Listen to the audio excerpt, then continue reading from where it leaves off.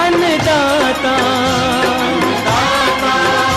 अन्नदाता, नीत तुम्हारा अन्नदाता, पग पग पर है संग तुम्हारे अन्नदाता। लहू किसानों का बन के पसीना सींचता है धरती का सीना, मेहनत का तेरी हक दिलवाने, नई तकनीक नई खोज बताने।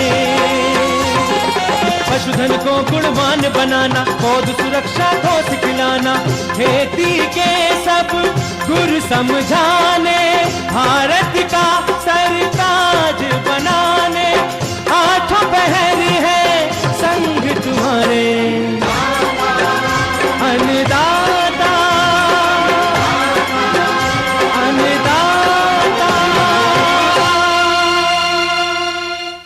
नमस्कार, मैं हूं आपके साथ विभा उपाध्याय और आप सभी दर्शकों का अन्नदाता कार्यक्रम में स्वागत करती हूं। हमारे देश का किसान जन का पोषक है, वो श्रम का देवता है, अन्नदाता है। उसमें ही भारत की आत्मा निवास करती है और ऐसे ही किसानों की प्रगति के लिए हम खेती बाड़ी से जुड़ी हुई बहुत सी नई लाभकारी जानकारियां हर रोज सुबह लेकर आते हैं। तो चलिए कार्यक्रम शुरू करने से पहले देखते हैं क्या है आज के अन्नदाता में। तसर रेशम कीट पालन से बढ़ेगी किसानों की आमदनी। आम के बागों में पुष्प गुच्छा रोग की समस्या और निदान।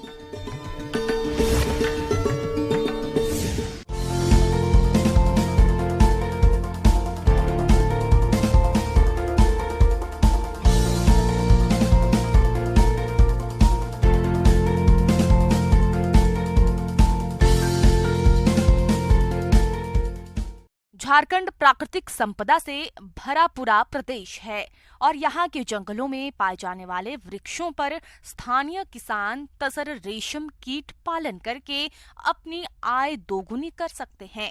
और इस काम को बढ़ावा देने के लिए केंद्रीय तसर अनुसंधान एवं प्रशिक्षण केंद्र रांची और कृषि विभाग कई योजनाएं भी चला रहा है, साथ ही किसानों की मदद भी कर रहे हैं। देखिए ये खास रिपोर्ट।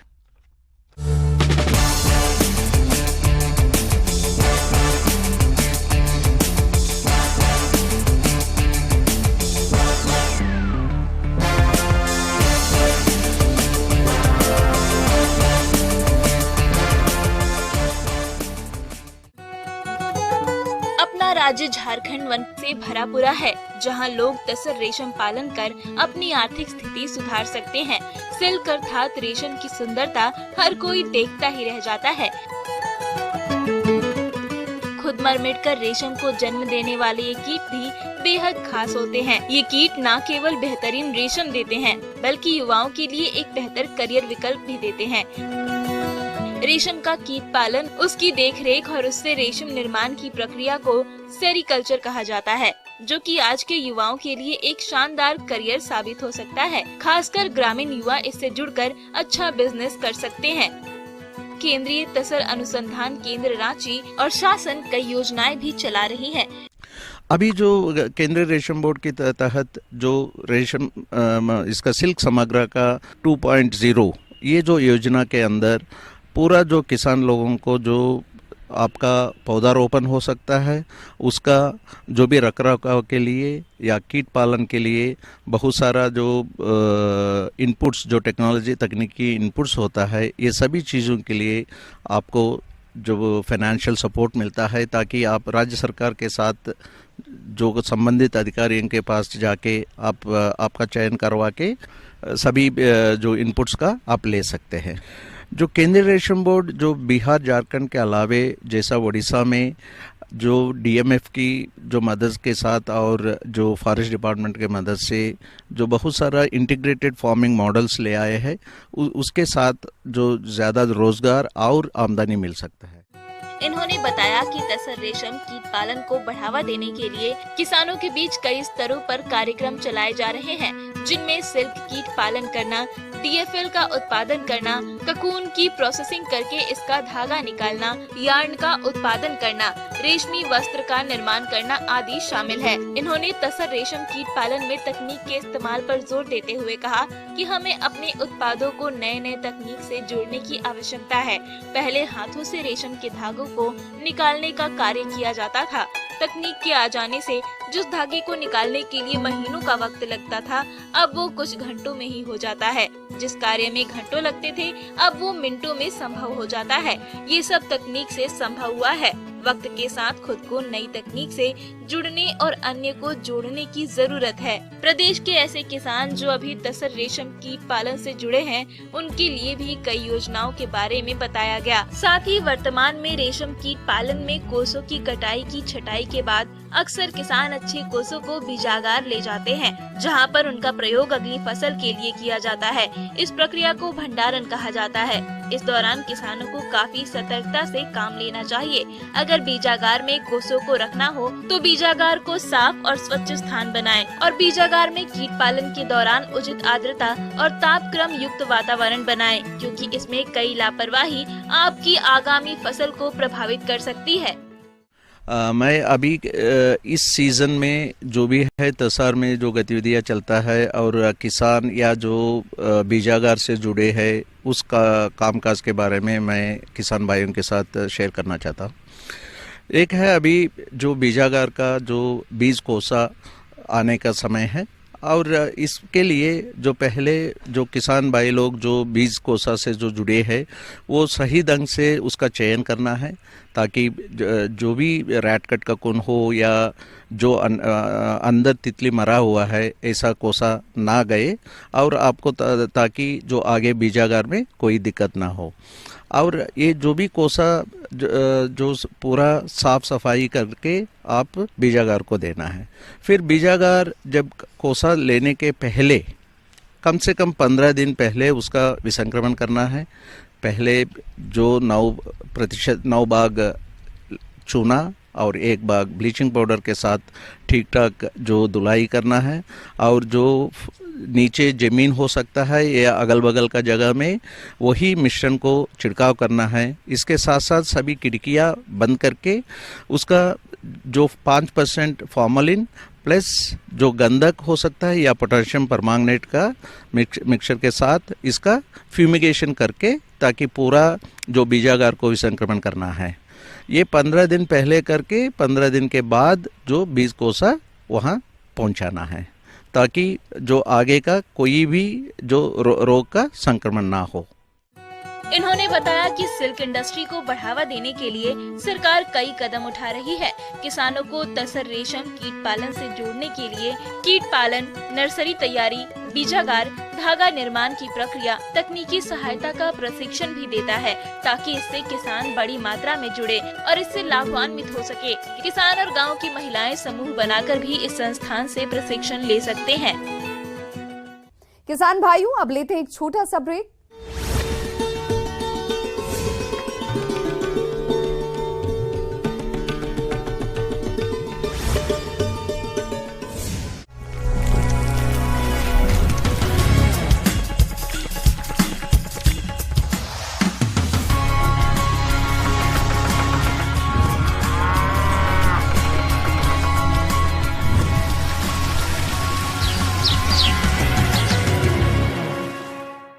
ब्रेक के बाद आप सभी दर्शकों का अन्नदाता में स्वागत है।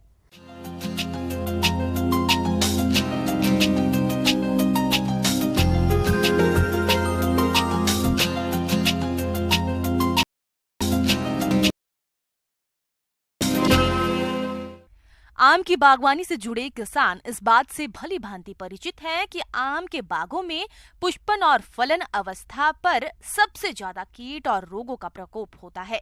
और जैसा कि अभी मौसम परिवर्तन का दौर चल दशा में आम के बागों में गुच्छा रोग बड़ी तेजी से फैलता है, तो किसान इस रोग की पहचान कैसे करें और इसकी रोकथाम के लिए किन किन उपायों को अपनाएं, इस बारे में बता रहे हैं बिरसा कृषि विश्वविद्यालय जिला रांची के पौध रोग वैज्ञानिक डॉक्टर मनोज वर्णवाल।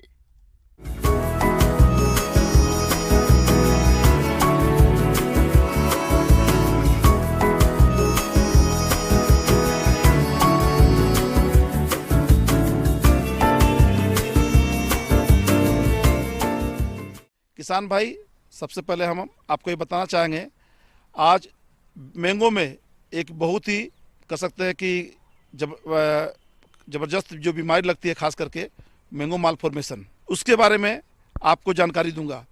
क्योंकि ये बीमारी जब सीजन में आ जाता है तो उपज में 70% तक, 70% तक कह सकते हैं, उपज में कमी आ जाती है। तो मैंगो मालफॉर्मेशन वास्तव में इसके कई कारक है, जिसके कारण से ये मैंगो मालफॉर्मेशन खास करके मैंगो में देखने को मिलता है। सही अर्थ में पूछा जाए तो मैंगो मालफॉर्मेशन फफूंद के द्वारा भी होता है, मैंगो मालफॉर्मेशन वायरस के इन्फेक्शन के कारण भी होता है, मैंगो मालफॉर्मेशन माइट के अटैक के कारण भी होता है। तो इसके कई कारक है, इस तरह से कह सकते हैं कि मैंगो मालफॉर्मेशन के कई कारक है जिसके कारण से मैंगो मालफॉर्मेशन होता है। मैंगो माल फफूंद के कारण देखा गया होता है। ये फफूंद जो फ्यूजेरियम नामक एक फफूंद है, फ्यूजेरियम मोनलीफॉर्मी, उसी फफूंद के कारण से ये बीमारी देखने को खास करके मिलती है। आम का गुच्छा रोग आम के वृक्षों पर होने वाला एक रोग है। प्रायः इस रोग के कारकों में फुजेरियम नामक फफूंद के कारण होता है, किंतु अनेक विशेषज्ञों का मत है कि इस रोग का कारण पौधे में होने वाले हार्मोन का असंतुलन है।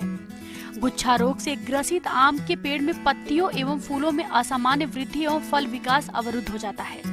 इस रोग के कारण आम के उत्पादन में कमी होती है। आम की टहनी पर एक पट्टी के स्थान पर अनगिनत छोटी छोटी पत्तियों का गुच्छा बन जाना, तने की गांठों के बीच अंतराल अत्यधिक कम हो जाना, पत्तियों का कड़ा हो जाना, बाद में यह गुच्छा नीचे की ओर झुक जाता है जो बंची टॉप जैसा दिखता है। इसके लक्षण पौधों में खासकर दिखाई पड़ते हैं।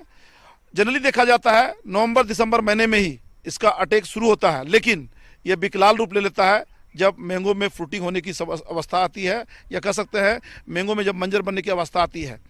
उस समय जनरली देखा जाता है कि खास करके इसके फूल में, फूल मतलब कहने का मतलब है जहाँ पर नए नए जिसको जो फूल निकलते हैं, या कसते जहाँ नया नया उसका जो मंजर आता है, उस जगह वो ज़्यादा देखने को मिलता है।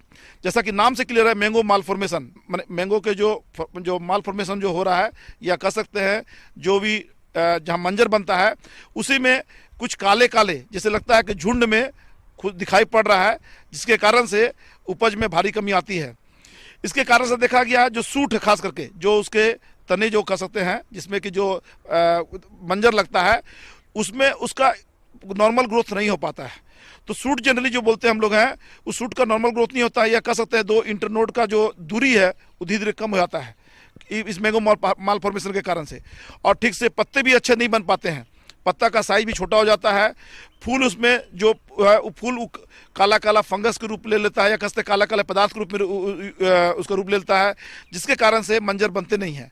तो इस तरह से मैंगो मालफॉर्मेशन जो खासकर देखा गया है फ्लोरल पार्ट पे होता है, जनरली देखने को मिलता है, या फूल वाला भाग जो होता है खास करके, तो उसके कारण से ठीक से आम बन नहीं पाता है, और कह सकते हैं कि इस तरह से उपज में भारी कमी आ जाती है। आम के पौधों को गुच्छा रोग से बचाने के लिए रोगग्रस्त पुष्पों की मंजरियों को 30 से 40 सेंटीमीटर नीचे से कटाई कर दे और जमीन में गड्ढा खोदकर दबा दे। रोपाई करने से पहले रोग मुक्त पौधों का चयन करें। प्रारंभिक अवस्था में जनवरी फरवरी माह में ग्रसित पुष्पों बौर को तोड़ दे एवं अधिक प्रकोप होने पर NAA 200 ppm की 900 मिलीलीटर प्रति 200 लीटर पानी में घोलकर छिड़काव कर लें। तो अब इसके निदान के बारे में मैं आपको किसान भाई बताना चाहूँगा। मैंगो मालफॉर्मेशन जनरली जो होता है, हम लोग को समय पर इंसेक्टिसाइड का छिड़काव करना चाहिए। तो जिनके पास में आम का ऑर्चर्ड है, जिस किसान के पास में, उनको नवंबर महीना से ही उसमें दवा का छिड़काव स्टार्ट कर देना चाहिए। तो हम इसलिए सलाह देते हैं हम लोग कि खास करके इमिडाक्लोप्रिड 1 ml प्रति 2 लीटर पानी या आधा ml प्रति लीटर पानी का घोल बना करके छिड़काव करना चाहिए। इसके अलावा हम लोग डाइक्लोरोवोस इंसेक्टिसाइड है, उसका भी कह सकते हैं कि 1 ml प्रति लीटर पानी में घोल बना करके छिड़काव करने से आराम से हम कह सकते हैं कि मैंगो मालफॉर्मेशन को कंट्रोल किया जा सकता है। या इसके अलावा हम लोग कुछ इसमें फफूंदनाशी का भी सलाह देते हैं स्प्रे करने के लिए। उसके लिए जनरली हम लोग बोलते हैं कि बेबिस्टिन नामक दवा आधा ग्राम से 1 ग्राम दवा प्रति लीटर पानी में घोल बनाना चाहिए, उसका छिड़काव करके मैंगो मालफॉर्मेशन को बहुत हद तक कंट्रोल किया जा सकता है। आगे और भी हैं खेती बाड़ी से जुड़ी हुई बहुत सी रोचक जानकारियां। यहां रुकेंगे एक छोटे से ब्रेक के लिए।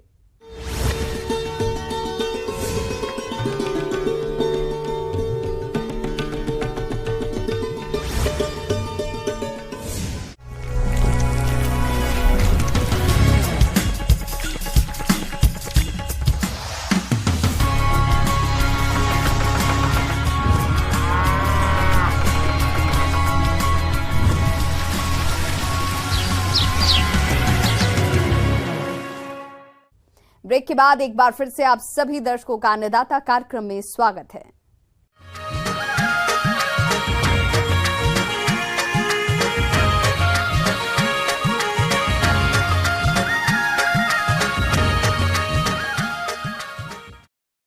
हमारे प्रदेश के जो किसान भाई अलसी की खेती कर रहे हैं, उनकी फसल इस समय बढ़वार की अवस्था पर है, लेकिन इस फसल में कई तरह के कीट और रोगों के पनपने की संभावना रहती है और इनकी रोकथाम नहीं की गई तो फसल को भारी क्षति होती है।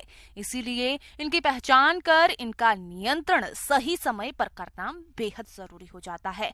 तो इसके लिए किसान कौन कौन से उपायों को अपनाएं, आइए जानते हैं बिरसा कृषि विश्वविद्यालय जिला रांची के कृषि विशेषज्ञ डॉक्टर नरेश प्रसाद यादव से।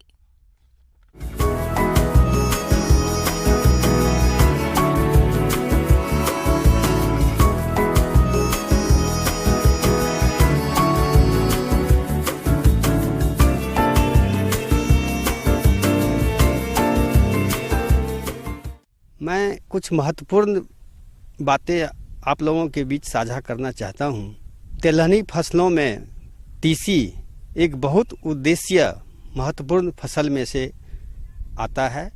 इसका उपयोग खाने के साथ साथ एक औषध के रूप में भी प्रयोग होता है। तो आज हम लोग बात करेंगे, तीसी चूँकि फसल लग चुका है तो किसान भाइयों, आज हम कुछ महत्वपूर्ण रोग और कीट के बारे में जानकारी साझा करना चाहूँगा। तीसी में महत्वपूर्ण रोग लगने वालों में रस्ट डिजीज, रस्ट गेरुआ रोग कहते हैं, गेरुआ रंग का होता है इसलिए उसको गेरुआ रोग रस्ट डिजीज कहते हैं। और उसका जो कॉजल ऑर्गेनाइज्म जो होता है जिससे लगता है जीवाणु, मेलार्म सोलालिनी। दूसरा रोग लगता है विल्ट डिजीज, जिसे उखटा रोग भी कहते हैं। इसके अलावा फफूंद रोग लगता है, इसे अल्टरनेरिया डिजीज कहते हैं। और एक कीट जिसे गौल मीज का प्रकोप आता है। तो मैं बारी बारी से चर्चा करना चाहूँगा। चूड़िल आसिता भभूतिया रोग। इस रोग के संक्रमण की दशा में अलसी की फसल में पत्तियों पर सफेद चूर्ण सा जम जाता है। रोग की तीव्रता अधिक होने पर दाने सिकुड़कर छोटे रह जाते हैं। देर से बुआई करने पर एवं शीतकालीन वर्षा होने और अधिक समय तक आर्द्रता बनी रहने की दशा में इस रोग का प्रकोप बढ़ जाता है। इस रोग की रोकथाम के लिए उन्नत किस्में लगाएं। कवकनाशी के रूप में थाईफिनाइल मिथाइल 70 WP की 300 ग्राम मात्रा प्रति हेक्टेयर की दर से छिड़काव करना चाहिए। उकठा रोग का कोई समय अवस्था फसल का नहीं है, यह किसी भी अवस्था में फसल पर लग सकता है, चाहे खेत में पूरी नमी हो या ना हो। नमी रहने पर भी पौधों में उकठा रोग का प्रकोप होता है। चूँकि यह मिट्टी जनित रोग है इसीलिए किसी भी अवस्था में आता है। मिट्टी जनित से मतलब यह है कि फसल में एक बार उकठा रोग लग गया तो जीवाणु उसका मिट्टी में रह जाता है और यह जीवाणु फिर अगले साल यानी पुनः जब फसल लगाते हैं तो वह सक्रिय हो जाता है। इस बीच में वह निष्क्रिय रहता है। तो 2-3 साल तीसी का एक ही खेत में एक ही जगह में अगर फसल उगाते हैं तो उससे उसको भोजन यानी उसको रहने की क्षमता मिलते रहता है और उसका प्रभाव फसल पर पड़ता है, यानी उकठा रोग लगते जाता है। कि आप फसल चक्र का प्रयोग करें, यानी 2 से 3 साल एक जगह एक खेत में जहां आप तीसी लगाते हैं वहां से पुनः दूसरे खेत में जाकर के तीसी लगाएं। 2 से 3 साल के बाद उस खेत में तीसी नहीं लगाएं। इसके अलावा फफूंद रोग आता है, अल्टरनेरिया जिसे बोलते हैं। उस क्या होता है कि पूरे पौधे उजला उजला चमकदार आ जाता है, पत्ता पर आता है, पहले पत्ते से होते हुए दोनों साइड पत्ता के दोनों तरफ होता है और वह धीरे धीरे बढ़ते जाता है। लेकिन उसका सबसे प्रथम दृष्टिया देखने में लगेगा कि पुराने पत्ता से शुरू होता है, पौधा के पुरानी पत्ता से, यानी नीचे की तरफ से फफूंदी का रोग जो लगता है उसमें नीचे तरफ से लगता है और यह आगे ऊपर की तरफ बढ़ते जाता है। उसका कंट्रोल के लिए हम लोग सबसे अच्छा है कि सल्फेक्स 0.2% का छिड़काव करते हैं तो उससे कंट्रोल होता है। अगर आप चाहते हैं कि तीसी में किसी तरह का रोग व्याधि नहीं लावे, उसके लिए आप बीज उपचार जरूर करें। बीज उपचार करने से क्या होगा कि उसमें जो भी बीमारी लगेगी उसकी संभावना बहुत कम रहती है। अलसी की फसल में इल्ली मध्यम आकार के गहरे भूरे रंग या धूसर रंग का कीट होता है, जिसके अगले पंख गहरे धूसर रंग के पीले धब्बे युक्त होते हैं। पिछले पंख सफेद, चमकीले, अर्धपारदर्शक और बाहरी सतह धूसर रंग की होती है। इल्ली लंबे भूरे रंग की होती है, जो अलसी की फसल में तने के ऊपरी भाग में पत्तियों की बाहरी भाग को खाती है। इस कीट से ग्रसित पौधों की बढ़वार रुक जाती है। इस कीट की रोकथाम के लिए प्रोफेनोफास 1.5 मिलीलीटर दवा 1 लीटर पानी में घोलकर छिड़काव करें। फसल में मुख्य रूप से कीट का जो प्रकोप होता है वह है गौल मीज। गौल मीज पुष्प कलिका की अवस्था में ही, खिलने से पहले ही उसमें उसका कीट आके पुष्प पिल्लू का रूप में धारण करके बैठा रहता है, आ जाता है, गौल मीज जिसे बोलते हैं, और वह उसके अंदर के भाग को खा जाता है, जिससे उसमें फूल पनपने नहीं देता है, अंततः बीज भी नहीं बनता है। उसका सबसे उचित समय होगा जब वह कली बनने के शुरू हो जाए। आपको देखें कि कहीं ऐसा लगा हुआ है प्रकोप गौल मीज का, तो इमिडाक्लोप्रिड 1 से 1.5 ml, 1 ml भी काफ़ी है, 1 ml प्रति लीटर इमिडाक्लोप्रिड का छिड़काव प्रति हेक्टेयर की दर से करें तो उसका सही से आप प्रकोप को कम कर सकते हैं।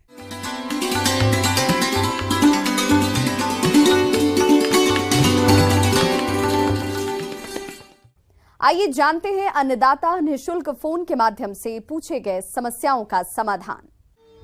अन्नदाता निःशुल्क फोन संपर्क सेवा के माध्यम से पूछे गए प्रश्नों में से आज हमने जिस प्रश्न को कार्यक्रम में शामिल किया है उसे पूछा है ग्राम कमलाकुंड, जिला भागलपुर के कृषक प्रवेश रंजन ने।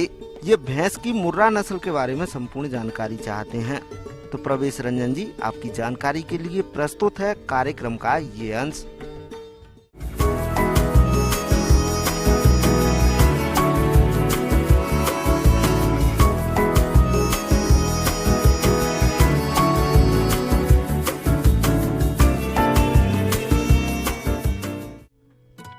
भारत में भैंस पालन एक फायदेमंद व्यवसाय है। यह व्यवसाय न केवल भारत में दूध आपूर्ति करता है, बल्कि इसमें रोजगार की काफी संभावना है। भैंस का दूध कुल दूध का 57% योगदान देता है। भारत में आमतौर पर मुर्रा, जाफराबादी, सूरती आदि भैंस की नस्ल पाई जाती है। इन सब भैंसों में मुर्रा भैंस सबसे मशहूर है। डेयरी व्यवसाय में आजकल अधिकतर मुर्रा भैंसों को पाला जा रहा है और इसका पशुधन में सबसे ऊंचा स्थान है, जिसके कारण इसे काला सोना कहा जाता है। यह भैंस मूल रूप से पंजाब और हरियाणा के राज्यों से है, किंतु अब यह अन्य राज्यों में सफलता से पाली जा रही है। ये भैंस गर्म और ठंडे इलाकों में आसानी से पाली जा रही है। मुर्रा पशु भारी भरकम डील डॉल वाले होते हैं तथा इनकी गर्दन और सिर अन्य भैंसों की तुलना में छोटे होते हैं। सींग कसकर मुड़े होते हैं। इनका रंग काला और पूंछ लंबी होती है। इनका पिछला हिस्सा चौड़ा तथा अगला हिस्सा संकरा होता है। इनके मादा पशु का वजन लगभग 550 किलोग्राम के आसपास होता है और मादा पशु की ऊंचाई 133 सेंटीमीटर के आसपास होती है। वहीं नौजवान नर पशु का वजन 650 किलोग्राम के आसपास होता है तथा उसकी ऊंचाई 138 सेंटीमीटर के आसपास होती है। मुर्रा भैंस की देखरेख करना आसान होता है। इस नस्ल का स्वास्थ्य अन्य नस्लों की तुलना में बेहतर रहता है, क्योंकि इन भैंसों की रोगों से लड़ने की क्षमता अच्छी होती है। मुर्रा भैंस सबसे अधिक उत्पादन वाली भैंस की नस्ल है। मुर्रा भैंस देशी और अन्य नस्ल की भैंसों की तुलना में 2 से 3 गुना अधिक दूध देती है। यह प्रतिदिन 15 से 20 लीटर दूध आसानी से दे देती है। इस भैंस की दूध देने की अवधि आमतौर पर 280 से 310 दिन है। जो अन्य भैंसों की तुलना में अधिक है। मुर्रा भैंस अपने एक दूध काल में लगभग 1800 से 4000 लीटर तक दूध देती है और इसके दूध में वसा की मात्रा 7 से 8% होती है। इस वजह से अन्य दुधारू पशुओं के दूध के मुकाबले मुर्रा नस्ल की भैंसों का दूध अधिक दर पर बिकता है। अपनी अनेक खूबियों और किसानों के लिए आर्थिक रूप से फायदेमंद होने के कारण यह भैंस आजकल डेयरी किसानों की पहली पसंद बनी हुई है। तो यदि किसान भाइयों आप इस नस्ल की भैंस का पालन करना चाहते हैं तो यह भैंस अमूमन 35,000 से 1 लाख रुपए के बीच मिल जाती है। इसकी कीमत और भी कई बातों पर निर्भर करती है, जैसे कि दूध उत्पादन की क्षमता, उम्र और उसका स्वास्थ्य आदि। इन्हीं बातों को ध्यान में रखकर ही कोई खरीदार इसकी सही कीमत का अनुमान लगा लेता है।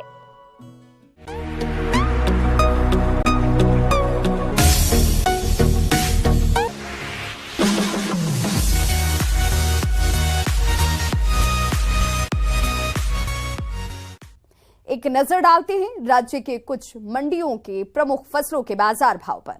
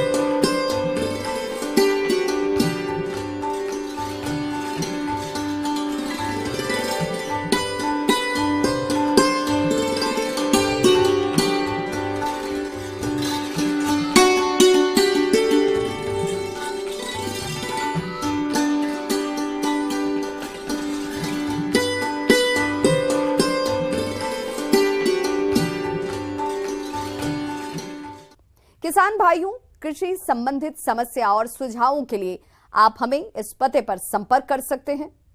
Producer Annadata, news 18 Bihar Jharkhand, Ramoji film city Hyderabad 501512। साथ ही आप हमें ईमेल भी कर सकते हैं। हमारा ईमेल एड्रेस है p18annadatabihar@nw18.com।